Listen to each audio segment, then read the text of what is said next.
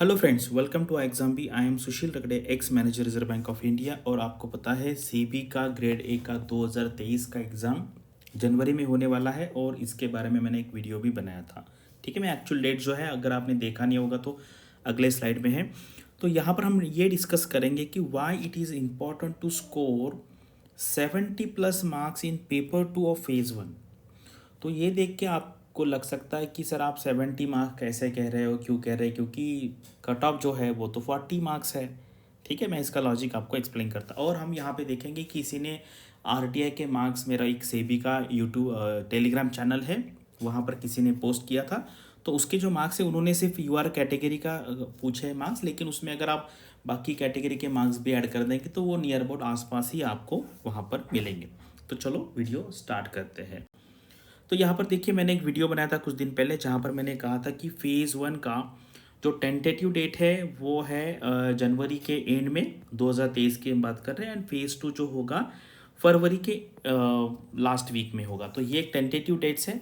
और आपको पता है मैंने काफ़ी डेट्स, मतलब सेबी का जो अभी आईटी का हुआ था जब मैंने बताया था तो लोगों ने बहुत क्वेश्चन किया था कि ऐसे कैसे, अभी तो एग्ज़ाम हो गया फिर से कैसे हुआ। लेकिन आप इस इंफॉर्मेशन को भी रिलाई कर सकते हैं, क्योंकि नियर अबाउट 95% टाइम मैंने इन्फॉर्मेशन एक्चुअली करेक्ट ही बताया था। लेकिन क्या होता है आगे जाके कुछ अगर चेंजेस हो गया तो उस पर हम कुछ कर नहीं सकते, लेकिन जो डेट्स है वैसे के वैसे मैं आपको यहाँ पर आके बताता हूँ।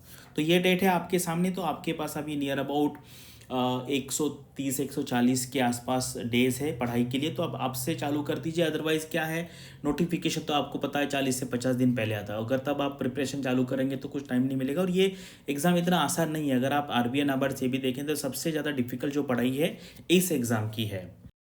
तो अभी देखिए, ये हमारे कुछ स्टूडेंट्स हैं रिसेंटली, अभी जो लास्ट ईयर का रिजल्ट जो लगा था जर्नलिस्ट का, उसमें ये हमारे स्टूडेंट्स हैं। यहाँ पर चेतन ने तो ऑल इंडिया 3 रैंक लिया था। आप इनका वीडियो देख सकते हैं कि इन्होंने कैसे प्रिपरेशन किया, तो आपको एक अलग मोटिवेशन यहाँ पर मिलेगा। और अभी हमने क्या किया है, 5 सितंबर यानी कि कल से ही एक सीबी के लिए प्रॉपर जर्नलिस्ट के लिए एक 100 डेज का प्लान बना, यानी कि डेली आपके लाइव क्लास होंगे।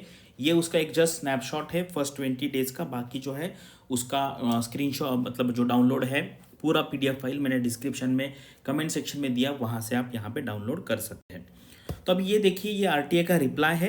तो अगर आप यहाँ पर देखेंगे ना, तो यहाँ पर जो कैंडिडेट है उन्होंने ये आरटीआई पूछा था, उन्होंने सिर्फ जर्नलिस्ट कैंडिडेट का पूछा था। अगर आप देखेंगे बाकी कैटेगरी के भी तो आपको ये सारे रेंज में आपको अलग अलग मार्क्स यहाँ पर मिलेंगे। तो ये एक आपको आइडिया आने के लिए अच्छा है। और ये मैं इसलिए कह रहा हूँ कि आपको पता है 40 तो कट ऑफ है ये, मतलब इतने मार्क्स में मिल जाएंगे, लेकिन सिर्फ 40 मार्क्स मिलेंगे तो फाइनल सिलेक्शन में आपको हेल्प नहीं करेगा।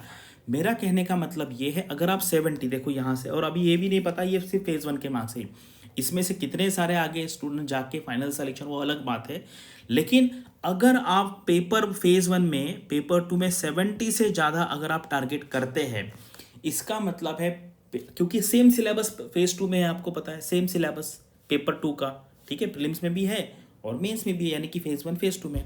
तो अगर आप पहले से ही इसका अच्छा प्रिपरेशन करते हैं, यानी कि प्रीलिम्स में अगर आपको 70 मार्क्स आते हैं, तो इसके बाद आप जब रिवीजन करेंगे, बार बार उसको रिवीजन करेंगे, तो ये जो मार्क्स है आपके आगे जाके जो फेज़ 2 है उसमें 70 से ऊपर रहेंगे। डेफिनेटली 70 to 80 के आसपास ये आपके मार्क्स रह सकते हैं। लेकिन अगर आप सिर्फ प्रीलिम्स पास हो गए 40 के बेस पे, तो आगे आपको बस 50 ± 5 के आसपास ही रहना है। कहने का मतलब यह है कि आप पहले से इसका इतना अच्छा प्रिपरेशन कीजिए। और लास्ट टाइम क्या हुआ था, बहुत सारे स्टूडेंट, मतलब 2019 में तो उन्होंने 14,000 स्टूडेंट को पास किया था, और last year near about 6,000 student को पास किया था, क्योंकि कट ऑफ कितना है, 40 + 40 अगर आप लाएंगे 80 मार्क्स को पास है, मतलब ये तो कॉल आ जाएगा।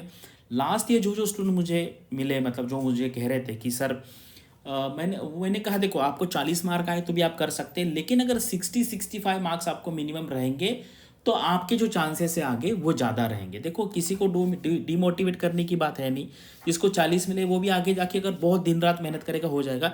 लेकिन आप प्रीलिम्स के पहले देखो, उसके बाद एक ही महीना है आपके पास, तो आप प्रीलिम्स में, आपको एक हम बोलते हैं ना थंब रूल बता देता हूँ, अगर आप प्रीलिम्स में 70+ लाने का ट्राई करते हैं तो ही आपका आगे जाके फाइनल सिलेक्शन होने का चांसेस काफ़ी बढ़ जाएगा।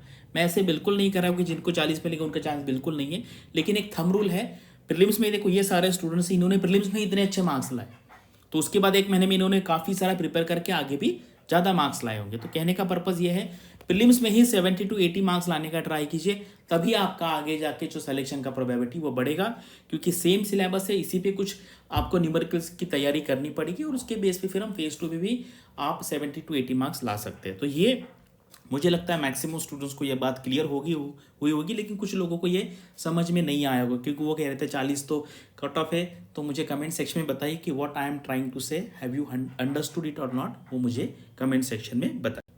ठीक है, चलो अभी देखो क्या है, मैं जो अभी बता रहा था कि प्रीलिम्स में इसका जो आपको मार्क्स लाने हैं वो तो 40% है, लेकिन ये मिनिमम है। 6000 लोग में से आगे सिर्फ 300 लोग आगे बढ़ने वाले। तो यहाँ पर जिसको 80 मिलेंगे, 80% मार्क्स मिलेंगे, उसका आगे जाके सिलेक्शन का चांसेस बहुत बढ़ने वाला है, ये मेरा यहाँ पर कहना है।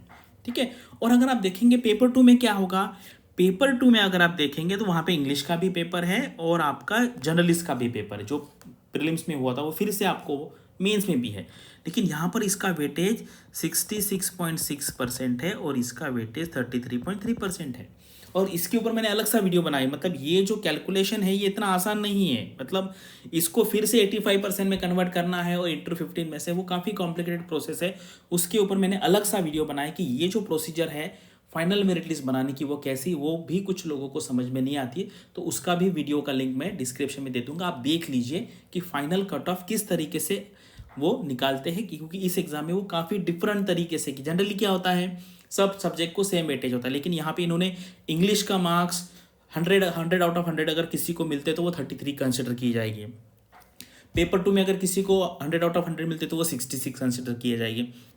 फिर इसका एडिशन होगा, मान लीजिए किसी को दोनों पेपर में मार्क्स मिलते हैं 100%, तो ये बनेंगे 100 मार्क्स आउट ऑफ 200, लेकिन इसको कन्वर्ट किया जाएगा 85 एंड फाइनली इंटरव्यू होगा 15 मार्क का और ये 100 मार्क्स का फाइनल आपका सिलेक्शन होगा। तो ये थोड़ा सा कॉम्प्लिकेटेड प्रोसेस है।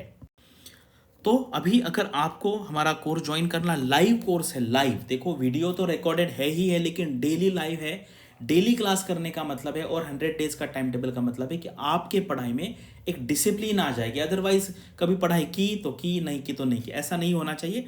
अगर आपको खुद को भी अगर सेल्फ स्टडी करना है, उस केस में भी मैं आपको कहूँगा ये प्लान डाउनलोड कर लीजिए और अपना अपना सेल्फ स्टडी भी आप इस प्लान के हिसाब से कर सकते हैं, क्योंकि आपको एक डायरेक्शन मिल जाएगा तो आगे जाने में आसानी होगी। ठीक है, तो अगर आपको करना है तो आज हमने एक अच्छा डिस्काउंट रखा है, यहाँ पर 42% का डिस्काउंट है। अगर आपको इसके बारे में एक्स्ट्रा इन्फॉर्मेशन चाहिए तो आप यहाँ पे कॉल करके पूछ सकते हैं, और आप जो कमेंट सेक्शन में मैंने PDF डाउनलोड दिया है वो 100 डेज का प्लान का, वो आप डेफिनेटली वहाँ पर डाउनलोड कर सकते हैं। So thank you for watching this video and all the best for your studies and upcoming examinations.